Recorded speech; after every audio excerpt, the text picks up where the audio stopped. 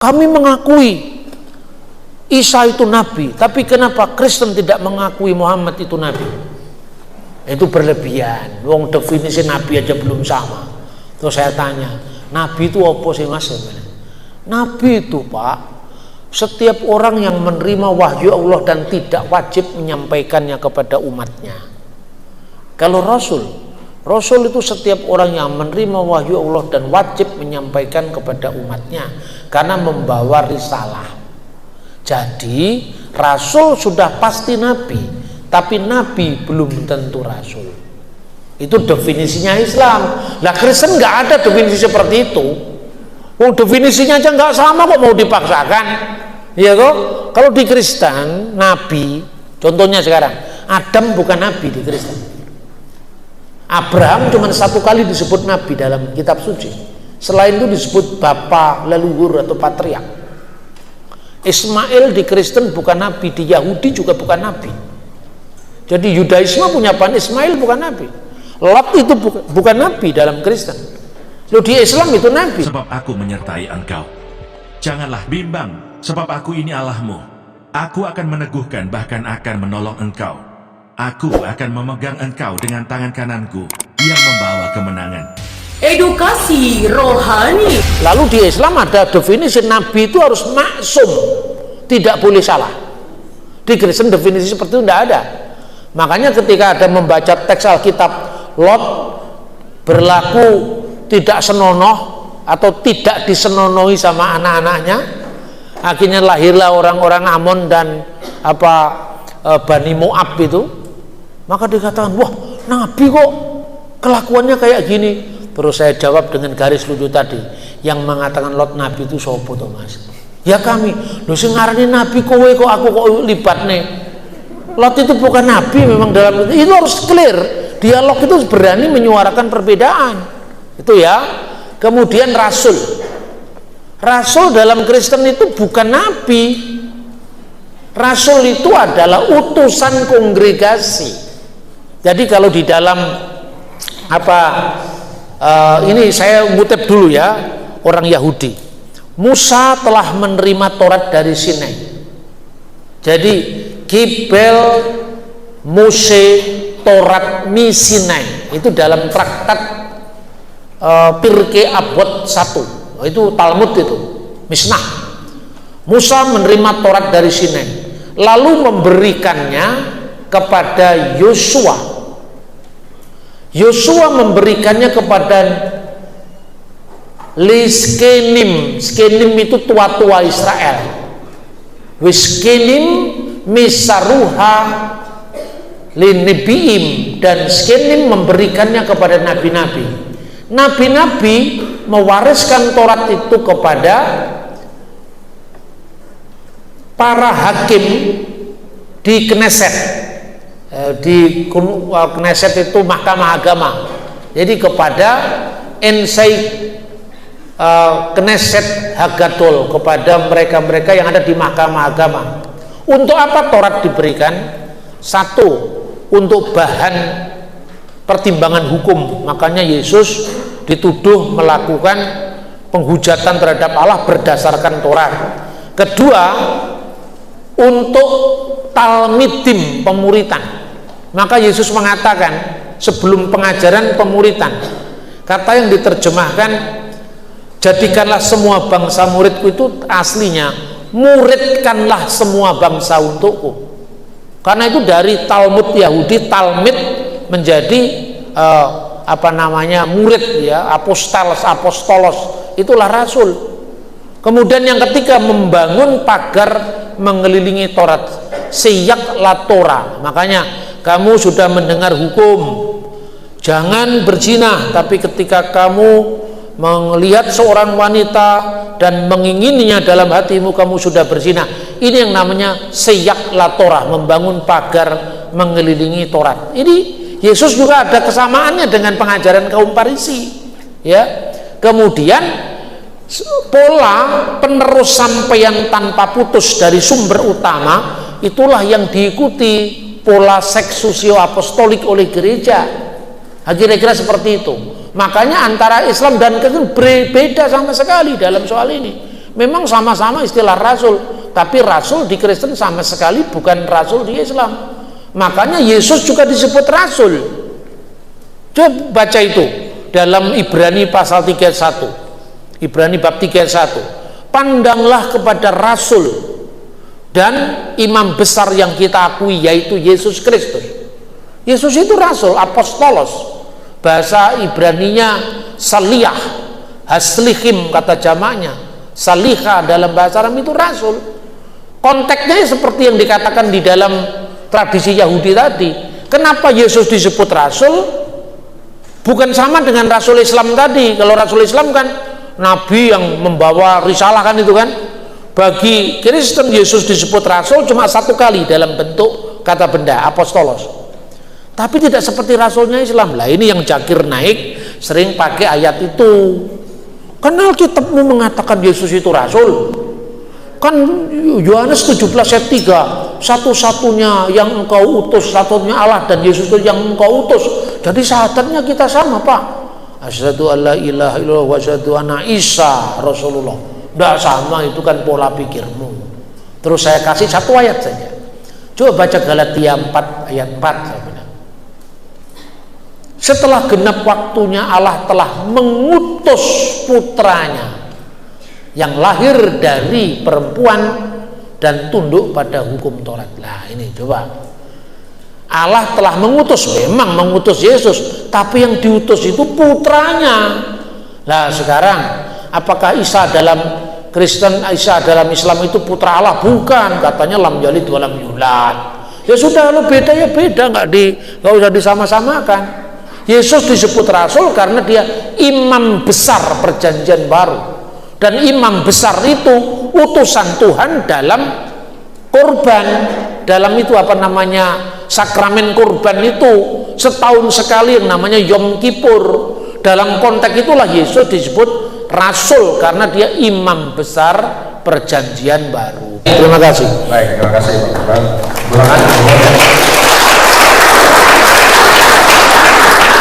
Kita buka segmen kedua karena keterbatasan waktu, mohon singkat saja supaya bisa terjawab. Sudah sini, tadi sudah sini. Saya cukup terkesan dengan penjelasan dari Pak Bambang Busena. Tadi kan sesuai dengan yang pada hari ini ya, kita suci dan Indonesia serta relevansinya bagi Indonesia. Kalau kita lihat keadaan sekarang ya Pak, kita tadi kalau sudah berbicara kita suci secara historikal, melihat di zaman sekarang, anak-anak di zaman sekarang itu mungkin kalau anak di zaman dulu mungkin cara pola pikir mereka ketika bicara soal imam mereka masuk, tapi sekarang mereka harus sesuatu yang harus masuk dalam pikiran mereka baru bisa masuk dalam hati. Maka tantangannya bagi kami sebagai calon katekis atau calon pengajar iman itu sendiri adalah bagaimana menyampaikan kitab suci ini ya sehingga relevan dengan keadaan anak-anak zaman sekarang. Karena anak-anak zaman sekarang kan dia memikir secara langsung masuk ke hati. Sehingga tantangannya bagi kami adalah bagaimana meyakinkan mereka, dan juga mungkin mohon Bapak referensinya dari mana untuk bisa mengetahui histori-histori dari kitab suci, sehingga ketika menyampaikan kepada, mengajarkan kepada anak-anak juga kepada orang-orang tidak salah dan tidak lanjut. Lalu kemudian berikutnya adalah tadi kita ya sebagai pengikut Kristus, baik itu sebagai Ortodoks ataupun sebagai Reformasi ataupun juga Protestan, yang kita tetap satu dalam iman sebagai mengakui Tuhan Yesus sebagai Tuhan kita. Maka bagaimana kita membangun semangat hukum ini seperti yang Bapak saya katakan di dalam akun itu Bapak, saya berdoa juga Bapak bilang itu Bapak sering mengatakan semangat hukum ini. Bagaimana membangun semangat hukum ini sesungguhnya? Baik, terima kasih. Di sini saya akan mau bertanya tentang ya, Indonesia sendiri. Bagaimana prinsip-prinsip seperti keadilan, belas kasihan, dan kebenaran dapat dikontekstualisasikan dalam pembinaan iman umat yang hidup di negara dengan sistem hukum yang sering dipersepsikan sebagai hukum yang tumpul ke atas namun hajat ke bawah. Terima kasih. Terima kasih. Saya akan mencoba uji atau sudah benar terima di sana ya di channel-channel YouTube-nya, tapi kita melihat bahwa beberapa tahun terakhir ini apologet itu semakin banyak saja di media sosial. Kalau dari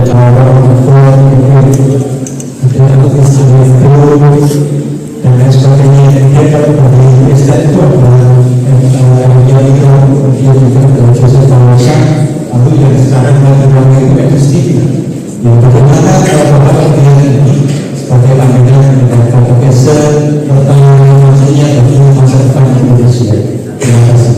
Yang pertama, bagaimana menyampaikan kitab suci dalam konteks anak-anak muda. Artinya apakah mereka cukup efektif mendengar ya para katekis mengajarkan kitab suci, para guru agama mengajarkan kitab suci, sementara mereka ini sekarang kan eranya lebih lebih instan, bacaannya tidak langsung pada sumber primer.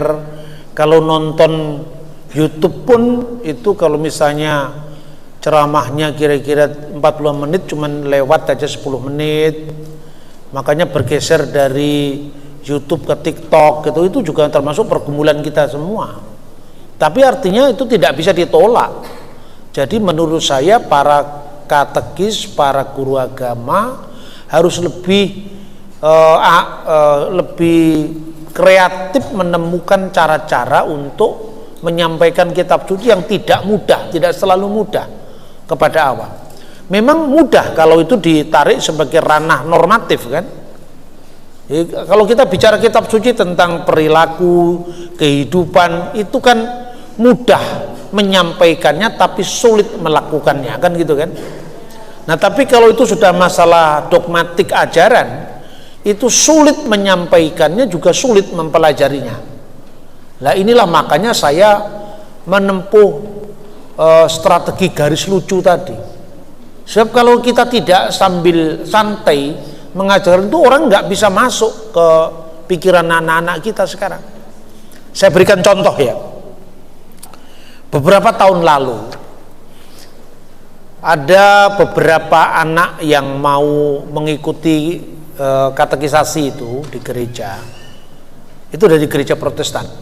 Jadi anak-anak yang mau mengikuti katekisasi calon baptis itu rata-rata kan anak-anak SMP kelas 3, kelas 2, SMA kelas 1, bahkan malah ada yang masih SMP kelas 1 sudah ikut gitu ya. Terus kemudian sama gurunya itu, sama gerejanya itu diajak studi banding ke perpustakaan saya. Nah kemudian gurunya itu underestimate tentang anak-anaknya kalau pertanyaan kan setajam itu. Bahkan mungkin ketika gurunya sekolah pun itu nggak terbayangkan itu. Dia cuma bawa HP-nya dia begini, Pak, saya mau tanya Pak tentang Markus pasal 9 ayat 9 sampai 20, apakah itu bagian kitab suci atau bukan? Waduh. Terus kedua yang ditanyakan itu tentang apakah benar Parakletos dalam Yohanes pasal 15 ayat 26 itu Nabi Muhammad. Gurunya kaget. Terus saya tanya, kenapa kamu katakan itu bagian dari kitab suci? Dia tunjukkan, Pak, saya kan membaca King James Version, Revised Standard Version, saya membaca NIV. Di NIV itu ayat itu sudah ditaruh di bawah catatan kaki, Pak. Ini di bawah dan ditulis bahwa ini tidak ada dalam naskah tertua yang baik. Catatan akhir Injil Markus menurut naskah tertua yang lain. Karena itu ada dalam Alkitab bahasa Indonesia untuk masa kini itu, yang juga diterbitkan antara LAI didukung oleh LBI. Ini terus saya bilang ini, waduh, ini ngomong begini kepada anak SMP itu kan nggak mudah.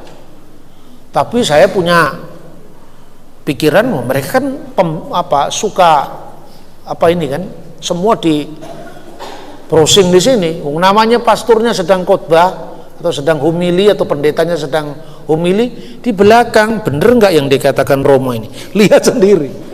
Makanya kalau ke gereja jangan pakai begini, kitab suci langsung atau buku liturgi langsung atau ditayangkan di depan. Kalau begini yang dibaca kita tidak tahu. Tapi bagaimana kita bisa kontrol? Lalu saya bilang, kamu punya ini kan? Ya, buka Google, saya bilang. Pertanyaanmu ada dua kan?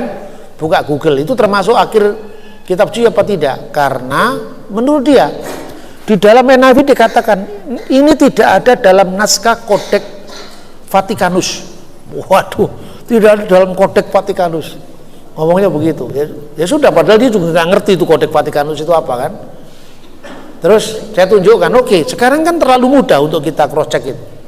Kamu klik sekarang ya www.earlybible.papyri. Langsung dicari. Loh, yang muncul cuman kode-kode Pak. P66, P46, P75. P itu apa? P itu artinya papirus. Coba Anda tayangkan kembali, saya tunjukkan. Ini Kodeks Vatikanus, saudara-saudara. Pada akhir Injil Markus itu kosong. Dalam Kodeks Vatikanus akhir Injil Markus itu kosong, tapi ada bekas tulisannya. Nah, saya pikir belum tentu kalau ini tidak dari naskah tertua. Karena apa? Karena terjadi kerusakan teks. Tapi kalau tidak ada di satu naskah yang namanya Kodeks Vatikanus, bisa aja di kodeks yang lain, Kodeks Sinaiticus, Kodeks Alexandrinus, dan gereja fair membuka itu. Coba kalau gereja tidak fair, dibakar aja yang beda-beda itu, diseragamkan seluruh dunia, kan bisa. Gereja tidak pernah ngajari kita bakar kitab suci. Gereja cuma ngajari kita bakar jagung dan ikan. Makanya orang tanya, Konsili Nisea, saya bilang itu di Nisea itu juga ada pembakaran. Jadi pembakaran kitab suci, pembakaran ikan. Saya di Manado sana, bukan Nisea. Terus saya tunjukkan ini satu lagi yang ditanyakan tadi. Nah ini, Anda bisa lihat ini ya, yang dikasih garis merah di bawah ini. Ini bunyinya sama dengan ini. Ini berasal dari tahun 120. Jadi Anda bisa lihat ini pada www.earlybible.papyri, itu bisa ketemu. Anak-anak itu bingung. Sudah Pak, saya sudah buka, kamu buka P66. Yang lain saya suruh buka, kamu browsing di Wikipedia. Papirus 66, ditulis Papirus 66 menurut uji karbon kira-kira berasal dari tahun segini. Lah saya ngambil tahun 120 Masehi. Rasul Yohanes wafat di Efesus tahun 96 Masehi. Ya, Rasul Yohanes sang rasul, Matius Santo Yohanes rasul, anak Zebedius, itu dibuang di Patmos. Makanya kalau Anda pergi ke Efesus ada rumahnya Bunda Maria. Lah kenapa? Karena Bunda Maria kan dititipkan pada Yohanes sama Yesus. Kalau Yesus punya saudara-saudara kandung, ngapain? Aib bagi orang Timur Tengah menitipkan ibu pada orang lain. Ini kalau aspek budayanya. Ibu, lihatlah anakmu. Itu di Yohanes kan ditulis begitu. Ketika Yesus mengatakan ibu, inilah anakmu, dia menggunakan kata-kata gunai, inilah anakmu. Gunai itu artinya lady, perempuan. Mengingatkan apa? Mengingatkan pada Kejadian pasal 3:15. Keturunan perempuan ini akan meremukkan kepala ular. Jadi kira-kira Yesus memberikan hiburan pada ibunya, miternya. Jadi disuruh kata miter itu ibu secara fisik. Lalu gunai, Yesus mengingatkan ibu, aku inilah anakmu yang dinubuatkan untuk menyelesaikan penebusan. Makanya menginjak kepala ular itu pada disalib itu. Tapi ular itu akan mematok tumitnya kan, itu penyaliban.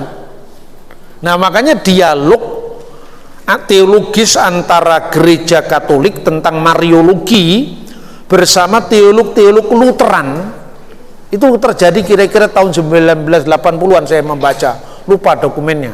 Yang dipersoalkan, apakah benar hanya Lukas dan Matius yang bicara tentang keperawanan Bunda Maria. Kenapa perjanjian baru yang lain tidak ada? Itu kan banyak digugat oleh teolog-teolog yang gereja baru itu loh. Kan ada gereja tua dan gereja muda. Kalau gereja tua itu bukan termasuk gerejanya Beni Panjaitan. Gereja tua itu tua dalam pengertian sekarang itu. Tapi kalau gereja tua di sini maksudnya gereja-gereja yang mulai abad pertama. Di situ ada kata-kata yang lahir dari seorang perempuan. Di situ digunakan kata gunaikos. Gunaikos itu terjemahan dari kata Isa, yaitu Hawa yang kedua. Maka clear di situ. Itu semumpung ingat saya sampaikan. Akhirnya dari banyak teolog Lutheran mulai menghormati Bunda Maria kembali. Karena apa? Luther sendiri hormat pada Bunda Maria, bahwa gereja reformasi tidak seperti yang diharapkan oleh Romo Patris Allegro tidak kembali, yaitu pecut di sebelah ini kebacut di kapane. Ya memang pendekatannya tidak mudah ya, seorang yang bicara dari sudut dogmatis dengan bicara dari sudut sejarah kayak saya begini ya memang beda. Tapi kalau masalah dogma saya tidak berani terlalu masuk jauh. Doktrin gereja yang umum saya masuk, tapi kalau sudah masuk eklesiologi, kalau masuk tentang Mariologi saya masih masuk, karena itu masih bisa dikonsultasikan termasuk doktrin yang lain tadi. Nah ini saya tunjukkan kepada anak SMP itu. Kamu bisa baca ini enggak? Ini kan katanya ditafsirkan untuk Nabi Muhammad. Enggak bisa, Pak. Kamu pernah belajar kimia, fisika, matematika? Pernah, Pak? Nah, kan rumus-rumus kimia itu pakai bahasa Yunani. Rumus fisika pakai bahasa Yunani. Saya bilang, ini huruf apa? Ini loh, saya tunjukkan, ini huruf apa? Alpha. Ini loh alpha, huruf alpha. Parakletos atau perikletos. Perikletos itu diartikan sama Ahmad Didat yang diikuti oleh Pak Zakir Naik itu sebagai yang terpuji, dan terpuji itu Muhammad. Ini para, bukan peri. Ini naskah dari tahun 120. Jaraknya dengan kematian Rasul Yohanes hanya 24 tahun. Ini naskahnya ada. Naskah dari tahun 120 dengan perjanjian baru modern, terbitan modern yang dipakai di seminari-seminari masih sama. Jadi yang palsu yang mana? Nah ini rupanya yang saya katakan ajian sapu jagat. Ajian sapu jagat itu kalau kita mengajar seperti seorang katekis yang murid-muridnya adalah orang Katolik leklo. Katolik leklo itu cilik mulo. Sudah Katolik ya, udah sama-sama percayanya ngapain? Tapi kalau ngadepi orang-orang yang suka bikin gaduh, dibuat shock terapi supaya mereka ndak macam-macam lagi gitu loh. Saya bisa tunjukkan loh dokumen Injil dari abad awal kedua. Saya tunjukkan. Saya nggak bisa, Pak. Loh, kamu pernah belajar rumus matematika, masa nggak bisa baca ini? Saya bilang. Terus akhirnya apa? Mungkin saja dia tertarik kemudian belajar bahasa Yunani, itu urusan lain lagi. Nah ini contoh seperti ini yang saya tunjukkan ya. Hode parakletos tu penefnutu agion hu pemsei hu pater entu onomatisu dan seterusnya, sama bunyinya dengan perjanjian baru sekarang itu ya. Nah yang seperti ini memang tidak mudah kalau bicara tentang doktrin yang sulit, misalnya tentang Tritunggal Maha Kudus. Saya step by step ya, paling mudah begini. Kalau sulitnya begini, kira-kira sulitnya begini. Pada waktu konsili pertama, mereka sudah menggunakan kata ousia. Ousia dalam bahasa konsili itu, bahasanya para bapak-bapak konsili, itu bahasa Yunani. Baru nanti diterjemahkan dalam bahasa Latin, bahasa Syriak, Aramaik, bahasa Koptik itu nanti. Tapi bahasa resminya bukan Ibrani, bukan Latin, tapi Yunani. Karena lingua franca saat itu. Pada saat mereka merumuskan, jadi kira-kira gini, Tuhan Yesus mengutus menjadikan semua bangsa muridku, dan baptiskanlah, itu digunakan dalam nama, itu bentuk tunggal, nama itu tunggal, esto onoma bukan esto onomata. bukan dalam nama-nama tapi dalam nama tunggal. To Patros keto iu keto agiu pneumatos, Bapa dan Putra dan Roh Kudus. Jadi Bapa dan Putra dan Roh Kudus itu satu, kira-kira seperti itu. Kemudian Alkitab ini kan tidak berdiri sendiri turun dari surga seperti pandangan saudara muslim. Alkitab ini lahir dari sejarah gereja. Gerejalah yang melahirkan perjanjian baru, bukan sebaliknya. Gereja sudah ada tahun 33 atau 30-an. Kitab suci perjanjian baru ditulis tahun 50-an. Kan tadi saya sampaikan. Lalu dalam permenungan iman, melalui menghidupi iman dengan liturgi suci, dengan pergaulannya dengan Yesus dan murid-muridnya tadi, lahirlah kemudian perjanjian baru. Maka ini yang perlu disampaikan. Lalu Tritunggal tadi baru kemudian muncul setelah para rasul, misalnya muridnya Petrus, muridnya Yohanes di Antioquia, muridnya Paulus, muridnya Petrus di Roma, Santo Clement dari Roma, itu menulis tahun 90 Masehi. Dokumennya ada sampai hari ini. Kemudian Ignatius dari Antioquia 7 surat yang diberikan kepada gereja-gereja, surat kepada orang Magnesia, kepada Korintus, itu disampaikan sebelum dia mati martir syahid di Roma dan tubuhnya dicabik-cabik oleh singa. Ignatius sudah mengatakan, makanya di situ mulai muncul istilah satu gereja yang kudus, katolik dan apostolik, itu dari zaman ini. Maka dia kan di mana ada uskup di situ ada gereja Katolik. Itu munculnya di situ. Kemudian dia katakan, kita percaya pada satu tabib agung kita, Yesus Kristus, yang terpahami dan yang tak terpahami. Ek Marias ke ek Theos antropoteo, yang lahir dari Maria secara daging dalam kemanusiaannya, dalam inkarnasinya, dan yang lahir dari Allah. Maka pengakuan iman itu sekedar merumuskan ketika menghadapi ajaran heresi. Maka dikatakan yang berasal dari Bapa, yang lahir dari Bapa sebelum segala masa, Allah dari Allah, terang dari terang, Allah benar dari Allah benar. Itu sebetulnya bukan karangan tahun 325, itu dari Ignatius dari Antioquia. Lalu dikatakan lahir dari Maria sekaligus lahir dari Allah. Semuanya begitu.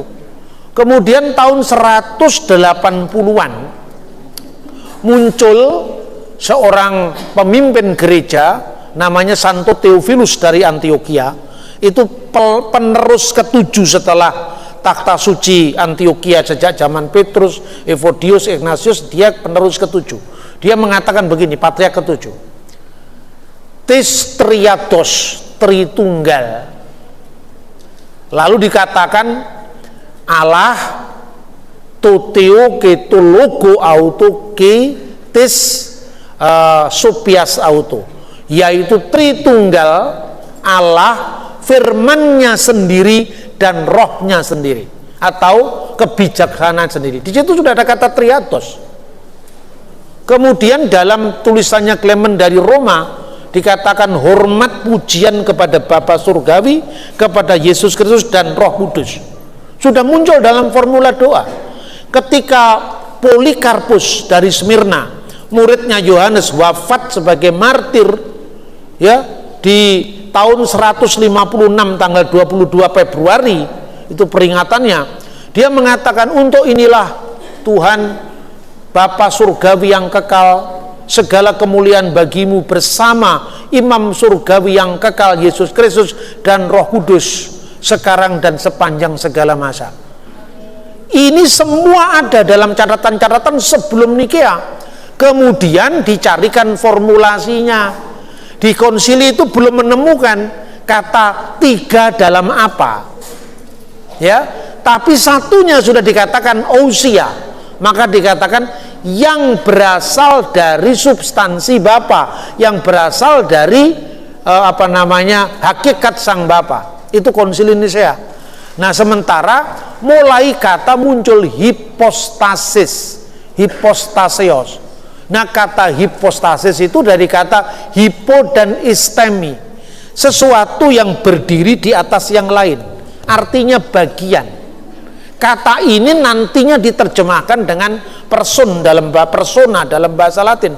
Nah, ketika saya menyampaikan ini kepada awam, pusing semua. Orang di seminari aja pusing, ya toh? Lalu saya cari penyederhanaan, saya mengatakan begini, coba, kan di perjanjian lama tidak ada Tritunggal, Pak. Oke, sudah selesai pertanyaannya? Belum, Pak. Apalagi yang kutanyakan? Kita tidak ada kata Holy Trinity dalam Alkitab. Kenapa percaya Holy Trinity? Kamu dapat pertanyaan dari mana, Le? Dari teman saya Muslim, Pak. Oke, genten takonono saiki. Kami percaya dengan Tritunggal. Kata Tritunggal tidak ada dalam Alkitab, ya. Judulnya tidak ada. Kamu percaya kepada Allah yang esa, ya, la ilaha illallah, tidak ada ilah selain Allah. Nama paham yang menekankan keesaan Allah itu apa? Tauhid, Pak. Kamu tanya, apakah di Al-Quran ada kata tauhid? Kan kaget, enggak ada lah. Yo, podo rene kamu suka ngurusi orang. Sekalipun tidak ada kata tauhid, tapi inti ajarannya kan ada. Penekanan pada ke sana lah. Ini inti ajarannya juga ada. Allah yang esa. Kenapa di perjanjian lama tidak disebutkan? Ini ada di surat Roma 16 ayat 24 sampai 24, 25, 26. Dikatakan rahasia yang didiamkan berabad-abad lamanya sekarang sudah disingkapkan. Dengan kedatangan Yesus itu menyingkapkan itu, makanya ada Bapa, Putra, Roh Kudus. Di PL sudah ada. Allah, firman Allah, Roh Allah sudah ada. Bapa disebut Bapa, penebus sudah ada. Hubungannya apa ini? Lalu dirumuskan, ketemulah yang namanya Bapa Kapadokia. Maka di situ dikatakan mia ousia tres hipostasis, dalam 3 hipostasis. Tapi ketika diterjemahkan dalam bahasa Latin ini misalnya, waduh, bahasa Latin ini bahasa hukum, tidak punya bahasa yang semetafisik bahasa Yunani. Akhirnya Tertulian ini, kenapa saya ceritakan? Supaya orang tidak menuduh Tritunggal itu ciptaannya Tertulian. Tidak ada yang menciptakan Tritunggal. Tritunggal itu adalah iman gereja dari masa ke masa. Maka dikatakan oleh Tertulian, apa terjemahannya? Una substantia tres personae. Lalu hubungannya apa? Karena bahasa Latin persona itu lebih konkret daripada hipostasis, maka dikasih tambahan di situ. Tambahannya itu untuk menegaskan bahwa istilah ini tidak sepenuhnya sama. Maka dikatakan diskresi non separati, distingsi non divisi. Bisa dibedakan namun tidak bisa dipisahkan. Punya kekhasan namun secara tak terbagi. Jadi Bapa, Putra, dan Roh Kudus itu satu adanya. Tapi bagaimana menjelaskan pribadinya? Itu tahap kedua. Karena ini kelas berikutnya. Yang kelas pertama gini loh, kalau mau sulit kamu lihat matahari dan bandingkan dengan berkat Harun. Tuhan memberkati engkau. Lah mana Tuhan? Tuhan tidak kelihatan.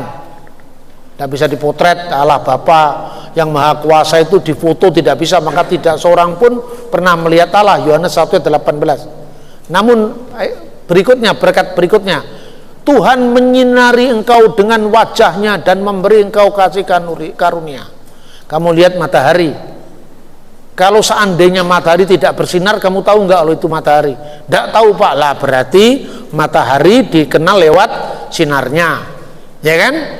Allah itu bertakhta di atas terang yang tak terhampiri. Sementara Yesus mengatakan, akulah terang dunia. Jadi terang yang memancar dari sumber terang. Bahasa konsili saya sederhanakan. Terus yang ketiga, Tuhan menghadapkan wajahnya kepadamu dan memberi engkau damai sejahtera. Tuhan menghadapkan wajahnya, lebih dekat itulah Roh Kudus. Terus nggak tanya lagi, ya sudah, amin. Kalau tanya lagi sesi kedua. Jadi jangan memaksa orang untuk berpikir lebih dalam ketika dia belum bertanya. Itu rumusan pertama. Tapi karena ini sekolah para katekis, saya akan bicara sedalam-dalamnya, supaya ketika Anda nanti dibegal di luar dengan pertanyaan itu, Anda sudah tahu, oh dulu Pak Bambang pernah kasih kuliah perdana, jawabannya seperti ini. Mungkin sekarang Anda masih mumet, tapi ketika ada problem Anda tidak mumet karena cari jalan keluar. Itu saya kira masih ada. Kemudian penegakan hukum yang tumpul ke atas, tajam ke bawah, itu betul. Tapi tambah satu lagi, tumpul ke mayoritas, galak dan tajam ke minoritas. Ini yang lebih relevan sekarang. Kalau tumpul ke atas, tajam ke bawah, itu sejak zaman Belanda sudah seperti itu. Tapi kalau tumpul ke mayoritas, tajam ke minoritas, baru zaman reformasi. Ya toh? Ini problem serius bangsa kita ini. Jangan kita tutup-tutupi demi toleransi. Enggak, saya enggak mau. Kalau ini bukan toleransi, ini urusan hak asasi, bukan toleransi. Ya itu saya kira. Lalu bagaimana kita membangun, pulihkan kepercayaan rakyat terhadap penegak hukum, pulihkan kepercayaan rakyat kepada para aparatur negara. Itu yang pertama. Jadi hukum sebagus apapun, tapi kalau law enforcement-nya, kalau penegakan hukumnya tumpul ke mayoritas tapi tajam, bahkan setajam silet ke minoritas, itu bahaya. Baik minoritas agama maupun minoritas etnis. Ya toh, seorang dianggap mengganggu hanya karena dia orang Katolik, orang Kristiani di tengah-tengah kampung Muslim. Terus saya tanya, mengganggunya di mana? Mengganggunya di mana? Karena nyanyi-nyanyi Pak. Waktu nyanyi-nyanyi itu ada sebut nama Yesus. Setahu saya sing wedi karo Yesus itu demit, saya bilang. Anda golongan demit apa bukan? Jadi yang pertama itu. Yang kedua, ini minta maaf ya, sekali lagi saya minta maaf. Pernah ada kasus kan, seorang Tionghoa, bukan orang Katolik tapi orang Tionghoa, yang memprotes karena bisingnya toa, kok malah dihukum. Kalau ini masih berulang dan terus berulang, jangan berharap NKRI ini masih ada. NKRI bisa bubar berkeping-keping, atau NKRI jadi Indonesia Serikat. Jadi yang terakhir ini yang saya sampaikan. Kemudian ini terkait dengan fenomena yang sekarang kita hadapi. Misalnya fenomena Romo Patris Aligru. Saya ini penggemarnya beliau, karena senyumnya itu menyenangkan. Ini untuk hiburan. Bahwa pendekatan beliau berbeda dengan saya, ya tentu saya orang Jawa, beliau orang Flores. Tapi saya katakan, bukan berarti dengan demikian kita harus nyerang gereja Protestan atau gereja-gereja Protestan. Kalau bagi saya, pendekatan saya begini. Pertama, kalau ini intern, Katolik dan non-Katolik dalam tubuh kekristenan, bahwa Protestan sudah menjadi seperti ini, itu adalah takdir sejarah, dan itu sudah berlangsung hampir 600 tahun yang lalu, kan begitu kan? Sejak 1517 pergolakan ada yang menyebut diri reformasi, di kontra reformasi, itu dinamika dalam sejarah. Sampai Konsili Trinte bicara kitab suci, mula-mula gereja Protestan di bawah gerakan Luther, Martin Luther, Zwingli, Calvin, belum anti Bunda Maria, akhirnya menjauhi Bunda Maria, itu juga sejarah. Tapi artinya orang itu bisa menyampaikan sesuatu, tidak perlu harus menggiring pada kesimpulan, tapi cukup memberikan data, wis pikiran dewe gitu loh. Karena apa? Di Indonesia kalau kekristenan ini kemudian terpecah belah, harga politiknya terlalu mahal. Yang diserang sama gerakan intoleran bukan hanya Katolik, tapi juga saudara-saudara Protestan. Tapi saya juga tidak tumpul dalam menyampaikan perbedaan. Misalnya di teman-teman Protestan, di mata gereja Katolik, secara khusus Vatikan II, dan ini juga jangan disama-samakan. Yang namanya Protestan itu disebut sebagai saudara seiman yang terpisah. Jadi komunitas beriman yang terpisah. Kenapa tidak disebut gereja? Ini juga minta maaf karena eklesiologinya sudah berbeda. Gereja Protestan tidak mengenal yang namanya suksesio apostolik, hanya kitab suci. Itu fakta. Tapi ketika Protestan sudah menjadi komunitas sendiri, ya sudah, kita berjalan masing-masing. Tapi kenapa muncul Romo Patris? Itu yang menjadi masalah. Karena Katolik selalu diserang. Ayo coba, kira-kira kalau tidak muncul Romo Patris, itu tetap saja mengatakan Katolik nyembah patung, nyembah Bunda Maria, berdoa kepada orang kudus, kan itu masih terus menerus. Bahkan saya pernah menyaksikan ya, dalam sebuah tayangan YouTube, ketika misa malam itu disebutkan nama Lucifer. Lucifer di situ kan bintang timur, maksudnya Yesus Kristus itu maksudnya. Bintang timur dalam kitab Wahyu, bukan bintang timur terjemahan Lucifer edisi King James. Itu gara-gara King James. King James itu terjemahan Raja James. Semua kata bintang timur diterjemahkan Morning Star, tapi khusus Yesaya 14 ayat 12 diterjemahkan Lucifer. Dan dalam tafsiran para pujangga gereja itu malaikat yang jatuh. Jadi malaikat yang jatuh itu dinamakan Lucifer. Itu hanya ada di tradisi Protestan. Anda tahu siapa yang paling gigih melawan Arius? Namanya Lucifer. Itu seorang pemimpin gereja, saking kerasnya. Ini kira-kira Romo Patris itu mirip Lucifer yang melawan Arius itu. Kira-kira seperti itu ya. Tapi kasihan dong, kasihan orang suci ini, meskipun dia garis keras ya, sehingga pembencinya banyak, tapi kemudian gara-gara itu dia dijadikan nama setan, kan juga kasihan. Terus saya kasih apa namanya itu pembelaan. Loh, ini loh liturgi aslinya. Liturgi aslinya itu istilah ini nggak ada kaitannya dengan jenenge demit ini. Ini liturgi supaya Kristus itu adalah terang abadi itu gitu. Ya, jadi itu. Jadi artinya ada reaksi itu karena aksi. Kita ini kan sekarang beda ya beda lah.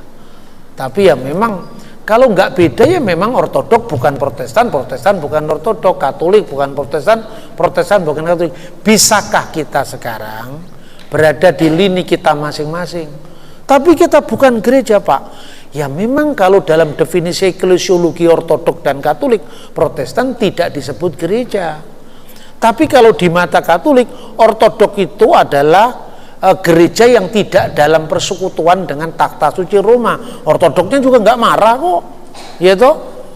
Dulu zaman dulu kan di mata ortodok Katolik itu skismatik, di mata Katolik ortodok juga skismatik. Itu abad lalu. Dan kemudian dipertajam. Kenapa di Katolik ada penambahan pengakuan iman Nikia Konstantinopel?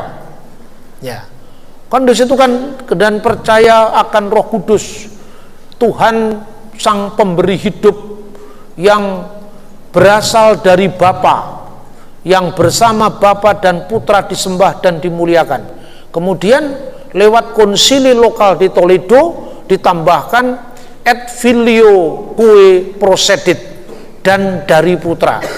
Nah inilah yang salah satunya yang membuat kemudian perpecahan antara Konstantinopel dengan Roma. Tapi sebenarnya pokok utamanya juga bukan itu. Pokok utamanya apakah gereja yang didirikan oleh adiknya Petrus itu melebihi dari gereja abangnya, kira-kira seperti itu.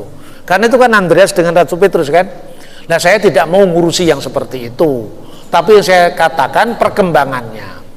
Paus Yohanes Paulus II dalam peringatan 1600 tahun konsili Konstantinopel itu bertemu langsung dengan dengan patriark gereja Konstantinopel. Kebisuan yang tidak bersegur sapa selama ratusan tahun cair. Paus mengatakan, kalau gara-gara Filikue ini barat dan timur masih terus berseteru, silahkan tidak memakai Filikue, tidak apa-apa. Tapi bagi yang anti Filikue, tolong dipahami. Kalau gereja barat menambahkan kata et filioque procedit, itu artinya begini. apapun yang dimiliki oleh Bapa dimiliki pula oleh Putra. Jadi artinya Bapa dan Putra supaya tidak dianggap Tuhan yang berjenjang, karena satu pendekatannya beda. Ya, ketika Paus Benediktus XVI pernah merayakan misa Latin, dia pernah mengucapkan tanpa filioque. Tapi kalau filioque diucapkan dengan pemahaman bahwa Putra itu tidak menjadi sumber lain kecuali Sang Bapa, gitu loh, kira-kira seperti itu. Nah, kalau yang begini dibahas untuk awam kan ya mumet semua. Kalau untuk seminari masih oke lah. Saya pun saudara-saudara dulu awal-awal itu juga masih suka menyoalkan hal-hal yang seperti ini, tapi sekarang seiring dengan tuanya usia, ya, ini kok orang beragama kok bertengkar aja. Saya mencoba melakukan pendekatan yang lebih sejuk, namun tetap menyatakan perbedaan ya perbedaan. Ya, saya kira itu. Kemudian bahkan gelarnya Bunda Maria sebagai Theotokos itu menjadi ganjalan antara Gereja Katolik Asiria Timur dengan Gereja Katolik. Tapi lewat Pro Oriente 1994 ternyata itu berbeda dalam mendefinisikan Theotokos itu. Jadi yang dimaksudkan oleh Gereja Asiria Timur tadi kira-kira begini. Kami memahami bahwa Theos itu adalah Sang Bapa itu. Jadi kalau Yesus yang dilahirkan oleh Bunda Maria itu disebut sebagai Christotokos, kami terima. Tapi kalau Theotokos dengan catatan, bukan menolak, dengan catatan bukan Bunda Allah Bapa, tapi Bunda Yesus yang sepenuhnya Allah. Loh, kalau gitu memang itu ajaran Gereja Katolik dari awal, karena memang itu Konsili Kalsedon. Lah kamu nggak ikut dulu Konsili Kalsedon, makanya salah paham. Nah, lewat diskusi-diskusi komunis akhirnya juga memerlukan titik temu. Tapi minta maaf, Katolik dengan Asiria Timur ini sudah clear.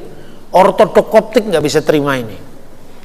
Nah, ini minta maaf saya harus katakan, ini kan namanya jujur toh. Gereja Koptik tetap mengatakan tidak, kamu tetap Nestorian, kami tidak boleh mengakui kamu. Nah, jadi dalam hal ini Gereja Roma lebih luas, ya, lebih memikirkan ut omnes unum sin, sekalipun tanpa kompromi. Ingat, yang disuarakan oleh Romo Patris itu bagi saya adalah hanya penyeimbang. Nanti kalau sudah seimbang akan lunak-lunak sendiri. Makanya tensinya Protestan harus diturunkan. Tensi yang suka salah paham dan terhadap saudaranya harus turun dulu supaya ini juga turun. Itu yang namanya dialog. Nah, kalau soal Edis TV, Christian Print itu juga reaksi terhadap Zakir Naik, terhadap Ahmad Didat, terhadap Sabir Ali. Coba kalau Anda baca buku itu benar-benar kalau bagi saya kurang ajar itu kurang diajar, maksudnya kurang pengajaran. Jadi makanya salah paham, dari salah paham lahirlah paham yang salah. Maka melalui kuliah perdana ini sudah selesai ya Romo, ya? Saya berharap bahwa kita memang harus membangun persatuan seperti yang dikatakan oleh Kristus, apalagi intern murid Yesus, baik yang eklesiologinya beda dengan Katolik, baik yang sakramennya jumlahnya berkurang dari Gereja Katolik. Itu artinya fakta yang tidak bisa dibalik dengan membalik telapak tangan itu. Jadi sakramen 2 silakan jalan. Gereja Ortodok, Katolik, Kristus Timur, Katolik Latin, semua gereja kuno 7 sakramen jalan, ya toh? Karena memang sudah berpisah, makanya dikatakan saudara seiman yang sudah berpisah. Lu mau disangkal seperti apa? Ya memang Luther itu adalah biarawan gereja Roma, kok kan gitu kan? Ya, itu pertanyaan pertama. Kedua, untuk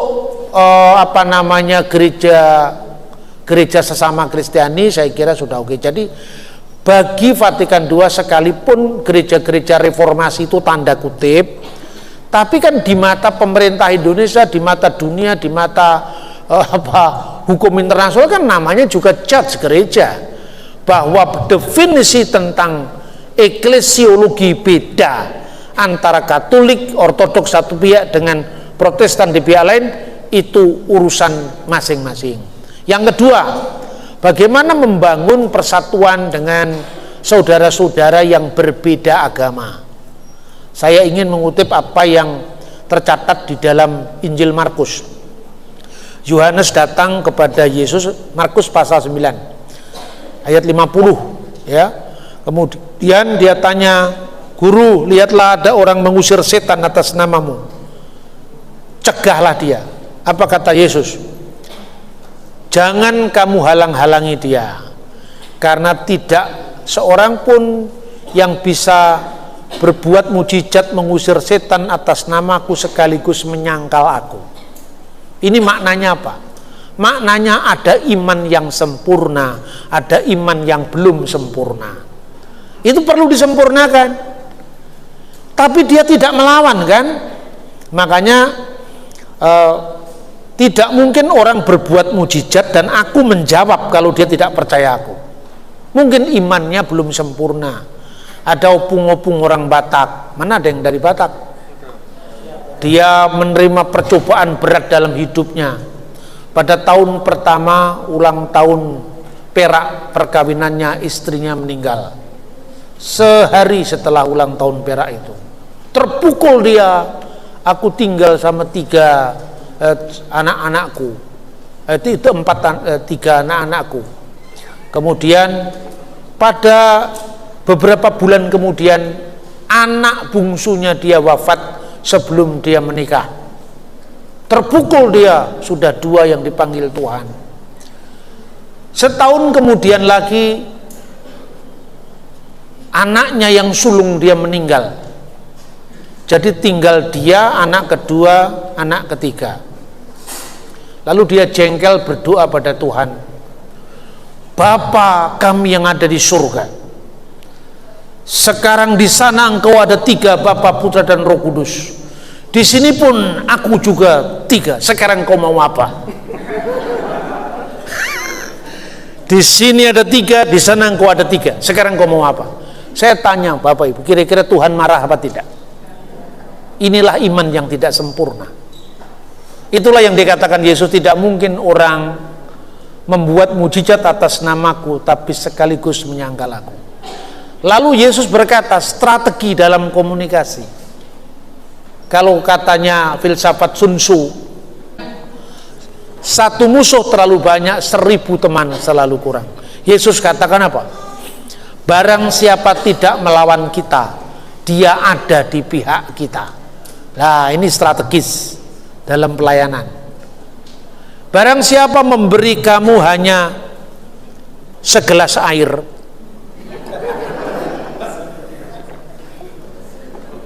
atas namaku, seteguk air, dia tidak kehilangan upahnya. Jadi yang pertama itu wilayah ortodoksi, ya. Yang kedua itu adalah wilayah ortodoksi dan ortolatri, wilayah kebenaran ajaran dan kebenaran penyembahan. Yang kedua itu adalah wilayah ortopraksi, perilaku hidup yang benar. Semoga apa yang saya sampaikan itu bisa menginspirasi kita semua, khususnya para calon guru-guru agama Katolik, para katekis, untuk bisa mendaratkan kitab suci dalam pengajaran sehari-hari. Tuhan memberkati kita.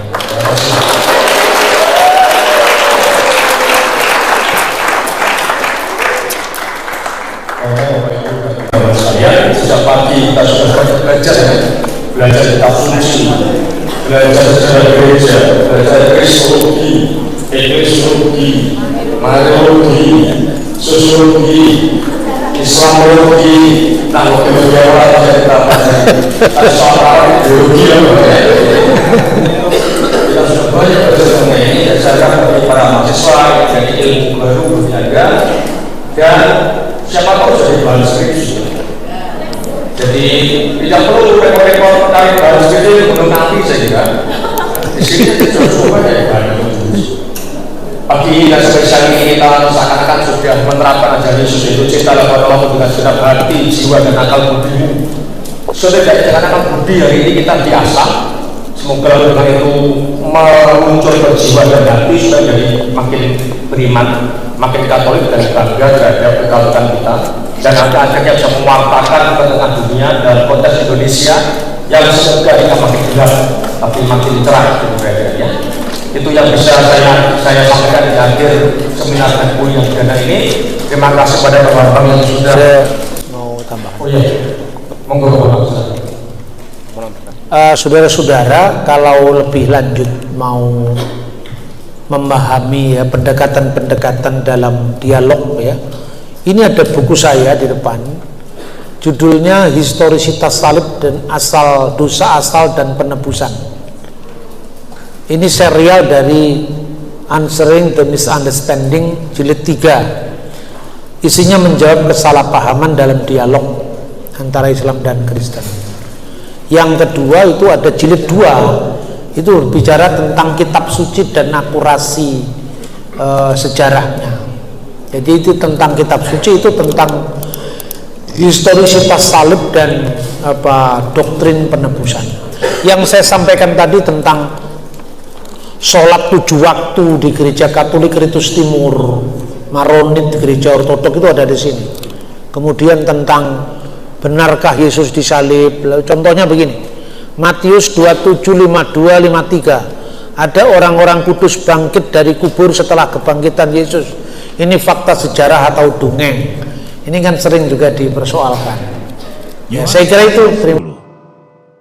Gembala yang baik, aku berkata kepadamu, sesungguhnya siapa yang masuk ke dalam kandang domba dengan tidak melalui pintu, tetapi dengan memanjat tembok, ia adalah seorang pencuri dan seorang perampok. Tetapi siapa yang masuk melalui pintu, ia adalah gembala domba. Untuk dia penjaga membuka pintu, dan domba-domba mendengarkan suaranya, dan ia memanggil domba-dombanya masing-masing menurut namanya, dan menuntunnya keluar. Jika semua dombanya telah dibawanya keluar, ia berjalan di depan mereka, dan domba-domba itu mengikuti dia, karena mereka mengenal suaranya. Tetapi seorang asing pasti tidak mereka ikuti, malah mereka lari daripadanya, karena suara orang-orang asing tidak mereka kenal.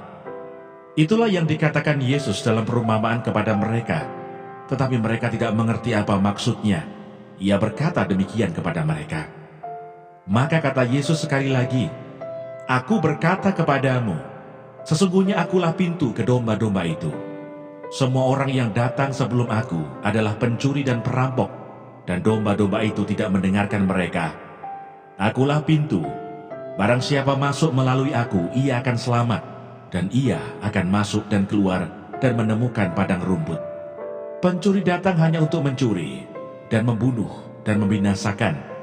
Aku datang supaya mereka mempunyai hidup, dan mempunyainya dalam segala kelimpahan. Akulah gembala yang baik. Gembala yang baik memberikan nyawanya bagi domba-dombanya. Sedangkan seorang upahan yang bukan gembala, dan yang bukan pemilik domba-domba itu sendiri, ketika melihat serigala datang, meninggalkan domba-domba itu lalu lari, sehingga serigala itu menerkam dan mencerai-beraikan domba-domba itu. Ia lari karena ia seorang upahan, dan tidak memperhatikan domba-domba itu. Akulah gembala yang baik, dan aku mengenal domba-dombaku, dan domba-dombaku mengenal aku, sama seperti Bapa mengenal aku, dan aku mengenal Bapa, dan aku memberikan nyawaku bagi domba-dombaku. Ada lagi padaku domba-domba lain, yang bukan dari kandang ini. Domba-domba itu harus kutuntun juga, dan mereka akan mendengarkan suaraku, dan mereka akan menjadi satu kawanan dengan satu gembala. Bapa mengasihi aku oleh karena aku memberikan nyawaku untuk menerimanya kembali. Tidak seorang pun mengambilnya daripadaku, melainkan aku memberikannya menurut kehendakku sendiri. Aku berkuasa memberikannya dan berkuasa mengambilnya kembali. Inilah tugas yang kuterima dari Bapakku. Maka timbullah pula pertentangan di antara orang-orang Yahudi karena perkataan itu. Banyak di antara mereka berkata, ia kerasukan setan dan gila. mengapa kamu mendengarkan dia? Yang lain berkata, itu bukan perkataan orang yang kerasukan setan. Dapatkah setan memelekkan mata orang-orang buta? Yesus ditolak oleh orang Yahudi. Tidak lama kemudian tibalah hari raya pentahbisan Bait Allah di Yerusalem. Ketika itu musim dingin, dan Yesus berjalan-jalan di Bait Allah, diserami Salomo. Maka orang-orang Yahudi mengelilingi dia dan berkata kepadanya, "Berapa lama lagi engkau membiarkan kami hidup dalam kebimbangan? Jikalau engkau Mesias, katakanlah terus terang kepada kami." Yesus menjawab mereka, "Aku telah mengatakannya kepada kamu, tetapi kamu tidak percaya. Pekerjaan-pekerjaan yang kulakukan dalam nama Bapa-Ku, itulah yang memberikan kesaksian tentang Aku. Tetapi kamu tidak percaya, karena kamu tidak termasuk domba-domba-Ku. Domba-domba-Ku mendengarkan suaraku, dan Aku mengenal mereka, dan mereka mengikut Aku. Dan Aku memberikan hidup yang kekal kepada mereka, dan mereka pasti tidak akan binasa sampai selama-lamanya, dan seorang pun tidak akan merebut mereka dari tanganku. Bapa-Ku yang memberikan mereka kepadaku lebih besar daripada siapapun, dan seorang pun tidak dapat merebut mereka dari tangan Bapa. Aku dan Bapa adalah satu." Sekali lagi orang-orang Yahudi mengambil batu untuk melempari Yesus. Kata Yesus kepada mereka, "Banyak pekerjaan baik yang berasal dari Bapa-Ku yang kuperlihatkan kepadamu. Pekerjaan manakah di antaranya yang menyebabkan kamu mau melempari Aku?" Jawab orang-orang Yahudi itu, "Bukan karena suatu pekerjaan baik, maka kami mau melempari engkau, melainkan karena engkau menghujat Allah, dan karena engkau, sekalipun hanya seorang manusia saja, menyamakan dirimu dengan Allah." Kata Yesus kepada mereka, "Tidakkah ada tertulis dalam kitab Taurat kamu, Aku telah berfirman, kamu adalah Allah? Jikalau mereka kepada siapa firman itu disampaikan disebut Allah, sedang kitab suci tidak dapat dibatalkan, masihkah kamu berkata kepada Dia yang dikuduskan oleh Bapa dan yang telah diutusnya ke dalam dunia, engkau menghujat Allah, karena Aku telah berkata, Aku anak Allah? Jikalau Aku tidak melakukan pekerjaan-pekerjaan Bapa-Ku, janganlah percaya kepadaku. Tetapi jikalau Aku melakukannya, dan kamu tidak mau percaya kepadaku, percayalah akan pekerjaan-pekerjaan itu, supaya kamu boleh mengetahui dan mengerti bahwa Bapa di dalam Aku, dan Aku di dalam Bapa. Sebab Aku menyertai engkau. Janganlah bimbang, sebab Aku ini Allahmu. Aku akan meneguhkan, bahkan akan menolong engkau. Aku akan memegang engkau dengan tangan kananku yang membawa kemenangan. Edukasi rohani.